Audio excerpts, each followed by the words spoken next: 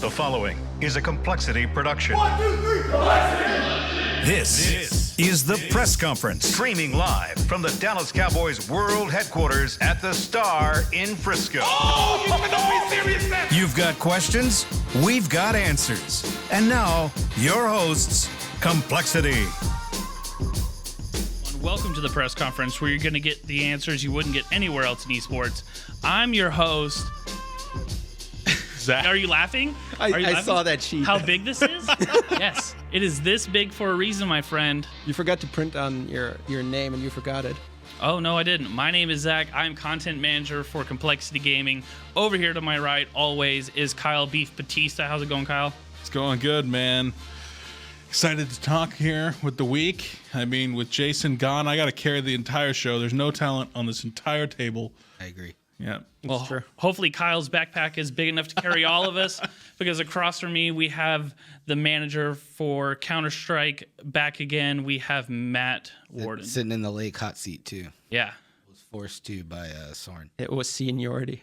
Yes, both of you were forced here to be on the show. I'm very sorry for that, but I know everyone listening is very excited for both of you to be on here. We miss Lake dearly, but I'm so happy to have Fantasy, one of my favorite people in the world, back. How's it going, Sören? It's going well. I'm paying half attention to you and half to my phone because our Dota team is currently playing. Yes. Just want to put that out there. That's the only excuse and answer that I'll accept for that. Okay. Well, we are going to have a speedy show today, and the reason why is because I get to call the shots. Lake's not here. No, I'm just kidding. Well, that wasn't awkward at No, all. I was going to go like full force and be There like, you go. I call the shots here. You're And then the boss now? Yeah, Look at me. Look at me. I'm the CEO now. Yeah. There you Should've said go. over here. immediately the words, I wanted to shove them back into my mouth. But No, it's going to be a good show. We got a little bit of stuff to talk about here with teams, few questions coming in. And yeah, let's kick it off. yeah. So first of all, we are going to go through the weekly recap of everything that's happened this past week here in compLexity. And then we're going to wrap it up with our questions from our Discord and our Twitter. We're first going to start off with Counter-Strike. So we recently just ended our trip back from DreamHack, Sweden. We took our first game, lost the second, and then were eliminated by the same team that we first won by. Matt, can you walk us through a little bit of what was going on in DreamHack winter? We're just rock bottom right now, if you want to know the truth. We just played some of the worst CS we've played since the major. So Existence, they had the home crown of their team, so I was excited that we were able to, just beat them in the first BO1. That was big just to get through that. And then Heroic just outplayed us. Like, we looked pretty bad in that match, to be honest.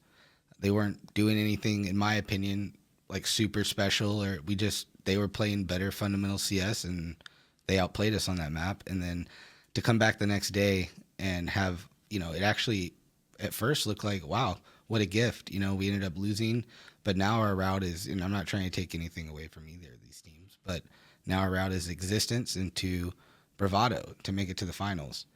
And we didn't even get past the first team. And, for a team that's placing top 8 at a major, and we're trying really hard, spending a lot of money, setting expectations, like, that's really unacceptable to, I think, all the players and me. So it's a rough week at DreamHack. Just a long flight home.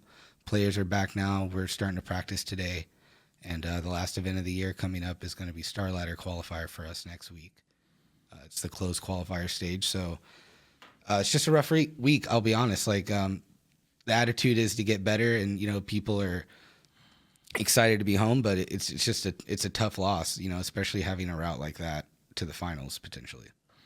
Yeah, I think any loss is definitely a tough one.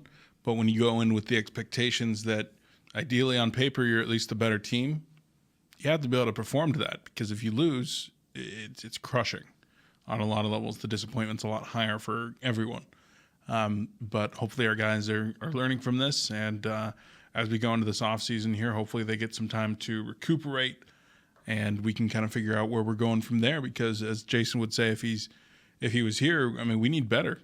We expect better out of all of our teams, and this one definitely hurt. I know that it hurt Jason, and yeah, really hoping that we can deliver some better stuff come January for our fans. One of the best things about work at compLexity is how transparent we are with our fans. And that's why we do press conference, and one of the reasons why we do POV. And I say this because here on the press conference, we're talking about how we're disappointed, but I'm really excited for the POVs because I just got done reviewing a lot of the footage from DreamHack Sweden. Cool. And if you are a coLCS fan and you're sitting here listening, like, man, what is going on with the team?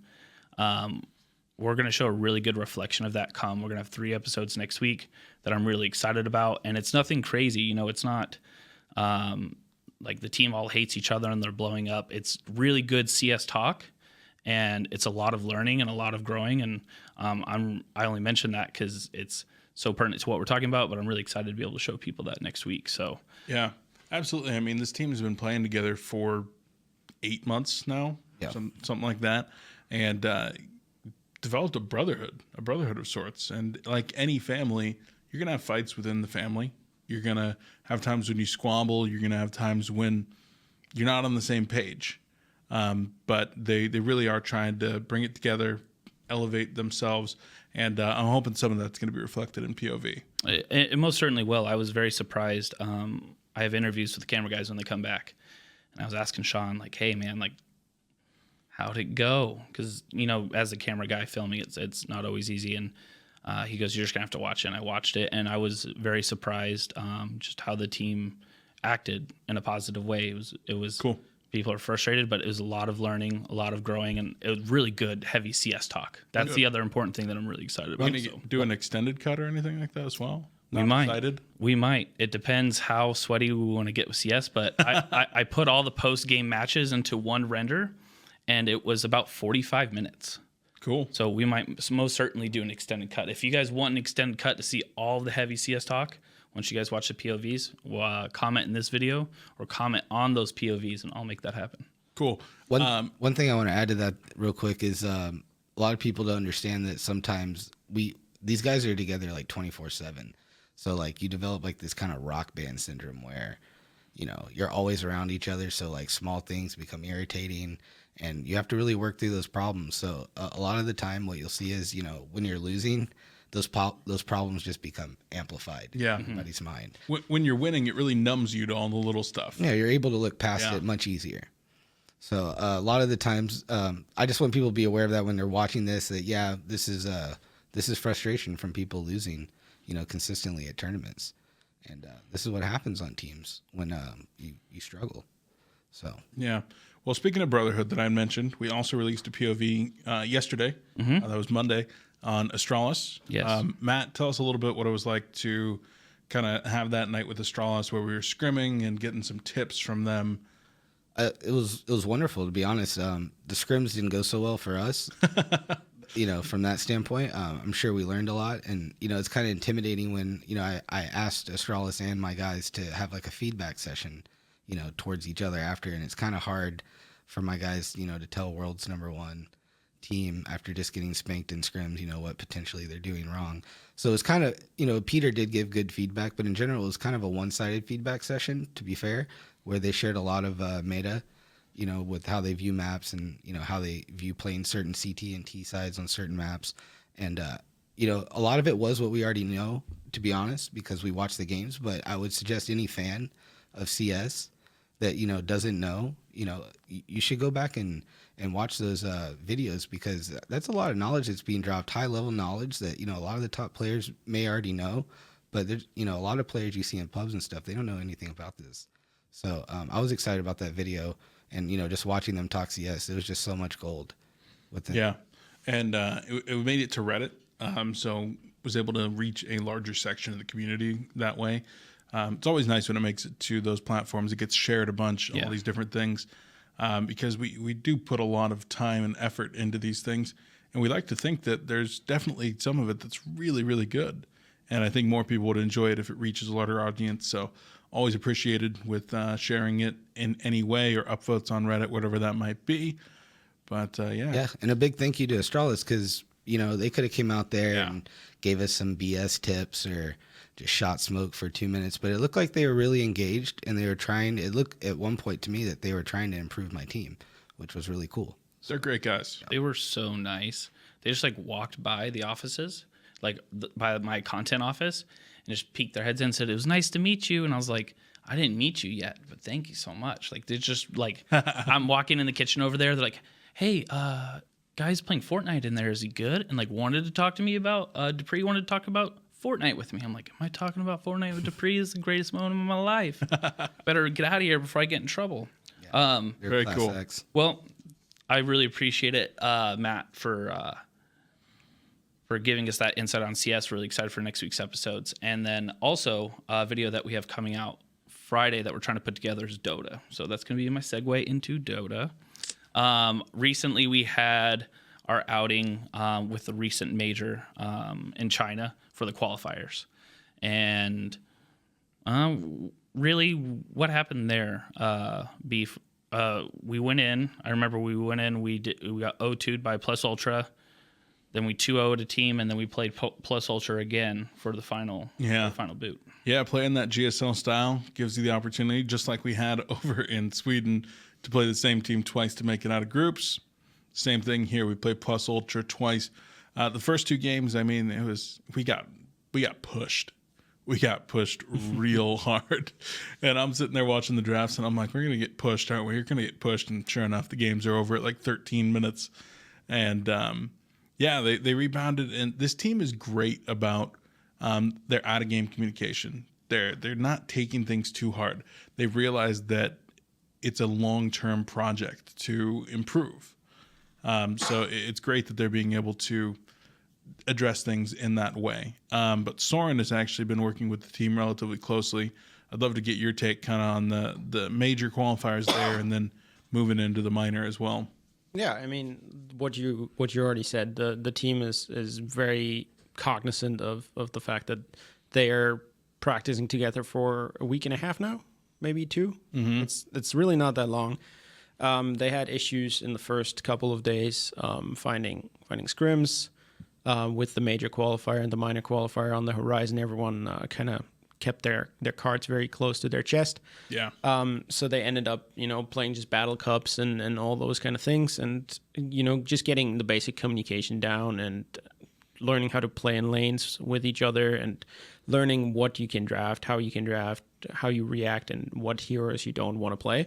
And so the China major was kind of, I don't want to say a throwback because we took it seriously, obviously, but it was an event where we just won the open qualifier for Katowice, not really that big of competition, I want to say. And so they then got thrown into games with EE and Snay and other experienced players. And, they knew obviously what we wanted to do, EE and Snay being on our team not too long ago, knowing our tendencies, knowing what Zack and Limp like to play, having played Adam a bunch on different teams, and then the wildcards, Death and Miracle. But, as Beef said, first game we got pushed. We thought we can hold it. Our rotations were a little bit sloppy, if I remember the communication afterwards. Team Borster wasn't really that big of an issue, even though we tried around some things and it looked shaky for a bit, but we caught ourselves. And then I think Plus Ultra, one of the games with the throw, pretty massive one. Yeah, I think so. But the foundation is there. It's just here and there. It's a little bit off still. You could see that yesterday in the game against CCNC and those boys. It's if you're a new team and you play against someone like Ritsu, who is probably one of the best players in the world when it comes to split pushing with an AM. You are not winning that game. You are playing 90 minutes. You are frustrated. You need 3 keyboards, and you are not winning. Yeah. And Ritsu's AM, man. Gosh. Well, and then right now we are currently we're trying to qualify for the major, or qualifying for the minor to get to the major. So. We're currently in the holding screen against Anime 11 Esports.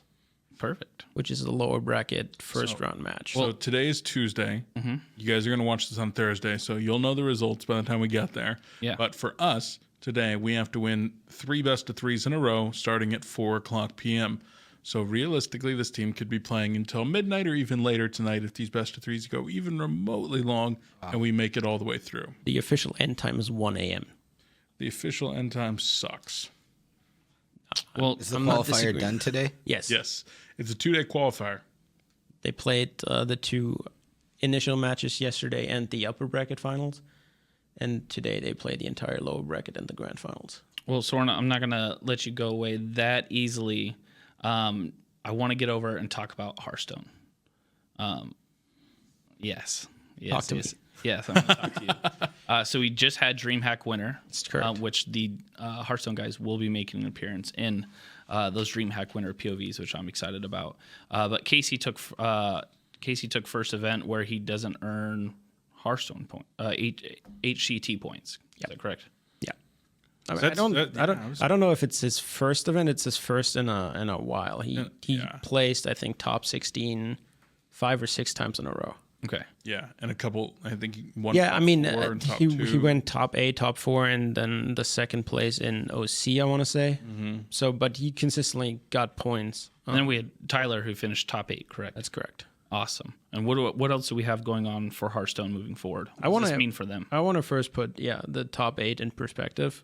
With the recent change that Blizzard announced for the next season, they tinkered around a little bit with the tier ratings, and Tyler, with his 8th place, secured tier 2, which automatically qualifies him for all 3 invitationals next year. Yay! He's already in the world in Worlds. I'm pretty sure Worlds also gives final points, so tier 3 might not be that far away. Crazy. Or tier 1. I'm not sure which way it goes. The best one. Yes, the best one. Okay. Which just gives him more money at this point. Definitely really good performance from those guys. What's coming up next for them? Well, next is HCT in Philly. They're going to be here with us starting on the 9th. You just sent it to me too. So Zack gets his hand on to do some footage, some content, Some Hearthstone content. Yeah, you get to see Tyler and Casey in away from the digital board, and after that they fly to Philly on the 13th, I think. On the 16th, they one of them hoists a trophy in Philly, and on the 17th they fly back. One gets the trophy, the other one gets second. I mean, better not be a pretty trophy. if that's Dual share. Cool. I also want to point out that we have 2 players in the WESG finals. Oh, that's right. It was a little bit underreported just because it's WESG, but Jordude What's that supposed to mean? gets to. It's WSG, it's like the nation. It's like the World Cup. Sorry. You got to speak into your mic, man. It's important. yeah. So Justine qualified for America, for the United States, I think 2 weeks ago, and Jordude did it this weekend for Canada. So they are both flying to China That's hype. in a few weeks or a month. I don't really know. Is this the same That's good. company that separated from that other company that wasn't paying people, or is this something different? I think WESG's always been good. I think you're thinking of WCA maybe. Okay, maybe. As far as I know, WESG always pays, but they're very slow. Well, that's WCA as well.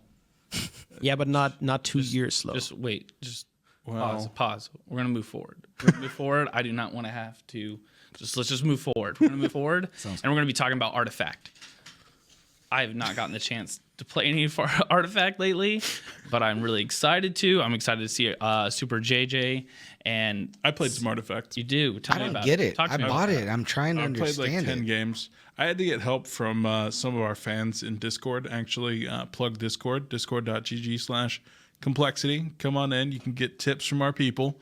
And they helped me find some decks for really cheap and kind of taught me the basics, found me a guide for it, all that kind of stuff.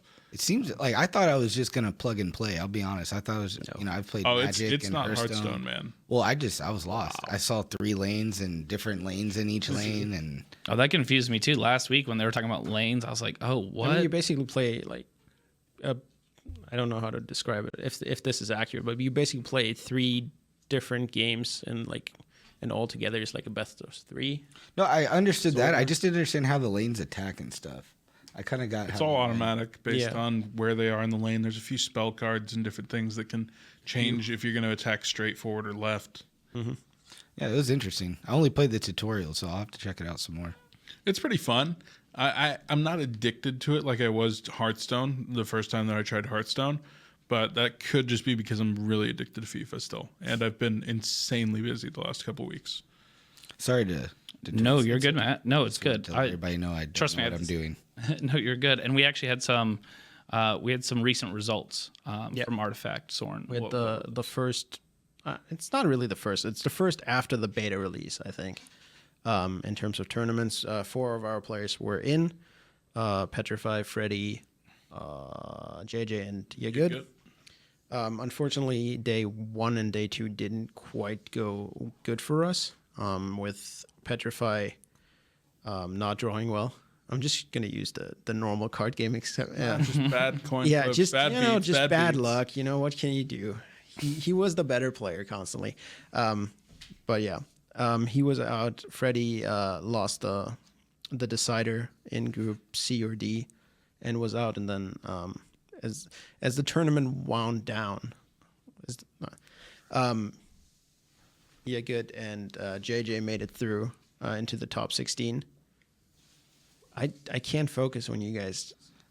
We're making hand signals over here. Yeah, No, we're good. I love to see JJ doing good though, especially after Yeah. he went to Gwent and now he's hopping back. He's on crazy, Artifact. man. yeah, he won in like if he wins one I don't. in I mean, I'm not the question his career, but the guy was winning Hearthstone tournaments. Why did he leave? because he then won Gwent tournaments. Wasn't he also an engineer before he even started playing card games? And he went to university for it. Yeah, Yeah, man. He just seems gifted. Seems like German engineering.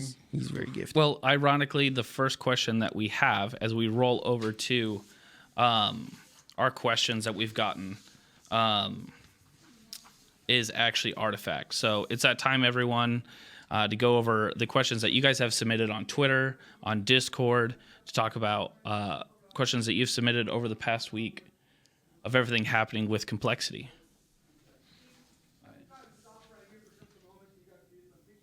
There's weird sounds going on. Weird Sorry. sounds. Sorry, guys. Apologizing, guys. Yeah, you're good. So we have from rokmanfilms question for the next one, which I think he's referring to the show. What is SuperJJ's thoughts on Artifact WePlay Tournament, as well as comments on his Timeout Loss? Golden Rain ad. On the WePlay tournament, it was his first time he played a constructed tournament, and I know that he was not too familiar with it yet. He couldn't quite place it, whether he liked it or not. For the last, I think, 2 months or 3 months in the beta, and then out of beta, it was all draft tournaments. So he got kind of familiar with that. So this, a change, one deck constructed, best of 3, was a little bit of a change, but he adapted well. He had a good read on the meta. And yeah, took 8th or 5th, 8th. So he was 5th. And about his timeout loss, I don't know what I can say more than just look at the GIF. Like, Yeah. that says it all. That's just JJ. Good stuff. Perfect. And then next one we have Mark Cusino, who's asking a Rocket League question. Are there going to be any changes to the team due to the struggle last season?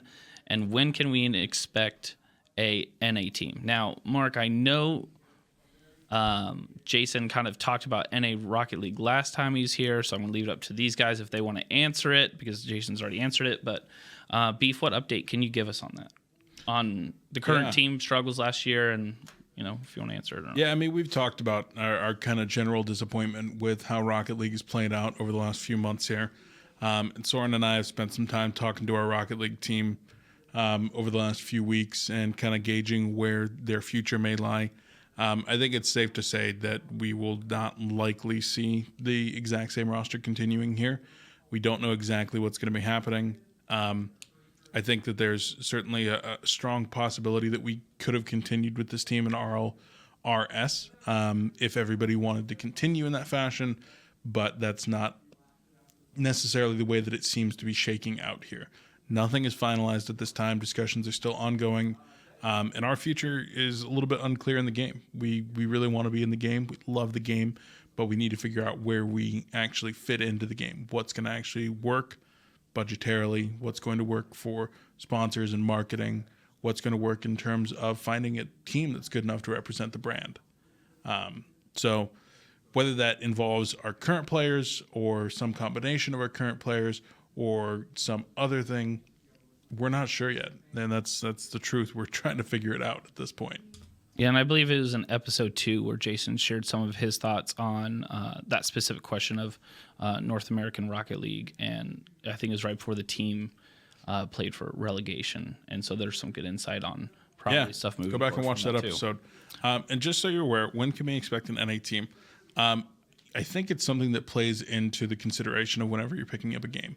I think it's very easy to say that for marketing and sponsorship purposes, with us being a North American organization, primarily marketing to a American audience or a North American audience, and definitely kind of trending toward North American sponsors, a North American team does make more sense in those categories. With that being said, the quality of the players, the quality of the team, how well they fit into the overall brand of compLexity, how well they fit into us as a kind of a family unit, those things all really impact as well, which is why we went with a European team to begin with. Really great guys, incredible players. And if we find that a European team seems to make more sense because of those criteria, we'll stick with the European team. Otherwise, I think we're always going to lean slightly toward North American players and teams. Perfect. Well, thank you so much, Mark, for the question. We also have a question back from Mr. Spider. Question for everyone at the coLPC. What is the driving factor that led you into esports? I imagine your skills could do anything to put, with your skills, you could do anything you put your mind to. But what made you wake up in the morning and decide you want to get into esports? Now, because of time, this could be, I want to answer this, Mr. Spider. I'm going to be doing some more episodes of POV where we dive into individual staff members and them kind of breaking into esports a little bit. Watch for those. But short answer, I want to go around the room and we're going to try to answer this question the best we can. We're going to start off with Sören. I mean, I just started very early when I had no other skills and then developed the skills for this job, and so I just stuck with it. I have no other skills, guys. Perfect. I believe you. Matt. I mean, I had a playing career, so obviously I had a love for the game, but then as a nurse, the main thing that got me to where I realized that I needed to do this at, longer term was I'd load up the streams every night. And, on my break, every night in between rounds, between my patients, I'd just be watching esports streams, and it just killed me. Just like these guys get to do what they love every night. Here I am, don't get me wrong, nursing was great, but it just wasn't my passion, so. Perfect. Kyle. Girls told me they liked my voice, and I wanted to cast a wider net, so I became a caster. Oh my gosh, perfect. There you go. That is the best answer. For myself, I was in marketing, specifically social media marketing, and I actually started working with some esports brands and peripheral brands, and I just fell in love with it. I understood where the industry was going, and it was my type of work that I wanted to do. Some of the ads and some of the social media content that I did for esports just like really rang true with me, and I love the audience response that I got from it. Being a little irreverent, talking about gaming, making that sort of content was a lot of fun, and from that point, it was pretty much, I made it a mission of mine to be able to go full time into esports and get out of the regular agency. So that's mine. We also have a question from Oxy. Oxy again, thank you so much, from our Discord. Why are some orgs buying out smaller or less funded orgs, but keeping the old team branding for specific games? I'm going to give that over to Kyle. That's a really interesting question. A loaded question, too. Really big answer. Yeah. At its core, I guess the best way to say this is that every brand has its own brand value. Brand value is built up over time. the number of people that are attached to the brand, the history of the brand, the authenticity of the brand. So each one has its own brand value. When you're talking about Immortals and MIBR, Yeah, that's the first one that comes to my mind too. yeah, it's a brand that I'm sure Matt can tell you about from CSGO history. They were a legendary brand, especially in the Brazilian scene. Yeah, I mean, everybody knows that. Any Counter-Strike fan long-term from the 1.6 days has definitely heard of the brand. Yeah. And any Brazilian or Portuguese fan at all has definitely heard of the fan and probably a big fan of. Yeah. So at that point, when you have the opportunity to buy a brand that is already pre-existing, rather than starting it yourself and having to put in the brand equity to build that over time and all these things, maybe that makes more sense for a specific game. If you find that an Immortal CS team is not going to do as well as an MIBR CS team, just from a fan perspective, sponsor perspective, there's different things. It also allows you to diversify. Having multiple different brands in different games, it can help in that way. It allows you to reach a different set of audiences. We've seen Optic doing that with Allegiance and Obey Alliance and Optic, and then even Houston Outlaws. Each one of them kind of targeting a little bit of a different audience, able to reach different sponsors, do different kinds of content, have a different brand voice. So there's a lot of value. And then similar to Astralis and Origin, Astralis, they're in one game. They're Astralis CS. If they are then Astralis in League of Legends, does that diminish the success of their CS brand if their League of Legends team sucks? Very possibly. If you want to establish Astralis as the number one team in the world in their game, maybe you keep it as just Astralis. They go with Origin instead, a brand that is probably, it was not doing super hot at that time. So maybe it's cheaper to buy that brand that's already established, has a long history, has good authenticity within the space, and go from there. Well, you have to look at why you're buying it, right? Like, are you buying it for the players? Or do the players and the brand supersede everything else? You have to really kind of look at that. So that was a great question, Oxy. Yeah. And I want to clarify, I've said probably a couple times in here, buying the brand. This is not me speaking on whether or not I know the details of the transactions. Correct. It's all speculation. It could be that it was still held by the original owners and they just have a stake in the new company that's formed, or there's a revenue sharing platform, or maybe it's a joint venture. Who knows? Yeah. But for ease, speculatively buying a brand. Yeah. It's we're just trying to best guess with our expertise. Yeah. And I think the best example is definitely the one we mentioned, MIBR and Immortals. Next question we have is from Breakycpk. Are you worried about the competitive future of Dota with the future situations happening, or are you confident Valve will figure something out? Valve will figure something out, or if they even need to? Yeah, I mean, I think this question might have come from Breaky before Valve's statement yesterday. Yes. So I think everything's kind of being wrapped up, kind of at least slightly in a little bow, and hopefully we're going to be able to kind of put this all behind us, and everybody can ask their final questions and move forward from here and learn from the situation and get back to what everybody loves, which is the passion, the competition, the love for the game. Well, I think that's what everybody wants to focus on. By the way, how's our Dota team doing? They are up 3-0 or 3-3. 3-0? It's very small. You like the draft? What's the net worth difference? I don't even look at kills anymore. Dude, I don't know what the network difference is. I mean, this is a very small phone. This is 160p. Either way, man. Well, you guys can't blame me. If you guys tweet it or put it in Discord, I will read it. I don't care. Even if things have already been resolved, you guys tweet it, I read it. That's the way it works. Nathan, yours we will be reading next week. It's a question specifically for Lake, and possibly asking him if he would write a book. So Nathan, I will tackle that when Lake gets back here on the show. And finally, we have on Twitter, we have AyeAyeRown. AyeAyeRown? AyeAyeRown? AyeAyeRown? AyeAyeRown? Oh, that's probably what it is. AyeAyeRown asks on Twitter, have you guys made any progress on finding a duo for Hogman in Fortnite? I really have enjoyed the press conference. Keep up the great work. Thank you so much, AyeAyeRown. Thank you. If that is your real name. It is now. Well done. Well done. Who wants to tackle this one? Sören? Present. You watching? Yes, we made progress. It's not 100% ready to announce, but we've made progress. The ink is not dry. The ink as is they not say. dry, but we talked more, which is Well, we hopefully we'll have more news for you next week. Yeah. that would be ideal. Yes. But yeah, we're talking to a large number of Fortnite players. You guys have probably seen that it seems to be kind of this developmental strategy in the Fortnite space. You see a lot of the teams that are heavily invested, they pick up 8 players, and then a few months later they drop 4 of those players, and they pick up 8 more, and then they drop 6 more. Basically going with this shotgun approach is kind of the way that we talk about it.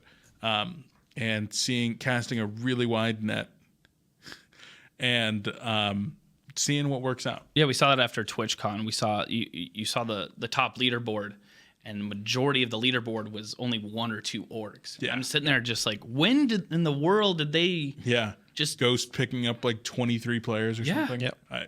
No clue if that's the accurate number, but a lot. It's not. Many players. It's in the teens. I know that. Yes. How do you feel about that approach as opposed to just selecting players? It's new, man. It's new, and Is it cost effective? who knows, man? It's esports. Is anything cost effective? 23 players. I don't know. I will say Which streamer? in a BR though, it's a notable strategy, right? Like when you go Yeah. into a BR, Yeah, kind of just- throw as many, It just gives you more consistency. Like you're not banking on the 1 player or the 2, but you're banking on 20 in the 100-player server. So Yeah, but is it really impressive if you won a But BR let's with say- 25 people in it? if you take all 20 you want- spots, yeah. It doesn't matter if you're first or last, all right? Like, got a 1 in 4 shot. It doesn't matter if you're first or last. It matters if you find the next Tifu. It's true. Yep. That's the reality, right? I want a T-shirt that says that. Dang, there's 2 good quotes from this show. One, that League of Legends is the Fortnite of MOBAs. That's a T-shirt I'm going to make, and that one right there. All right. Yep. That was. Let's Sören's wrap quote. it up. We're get good, a guys. royalty deal. Well, thank you guys so much. Make sure you guys hit us up on Discord. You guys jump on Twitter. Use the hashtag CoLPC. Be ready for next week's press conference where you guys type it and I will read it. That's the law. Y'all better be ready because we will be. Yeah, you two will probably be back. Anybody get that? No, we're good. No. That was a resurrection. Oh, was it? Yeah. I don't remember think the end of resurrection. That was not a quote. It was something like that. It was like every time that go watch Resurrection. It wasn't even that your quote. Yeah, that's my why I said it. You That was just supposed butchered to be your the own funny quote. part. Oh, Quote yourself. You guys failed it. fade out. Out of here. See you guys I get to later. laugh.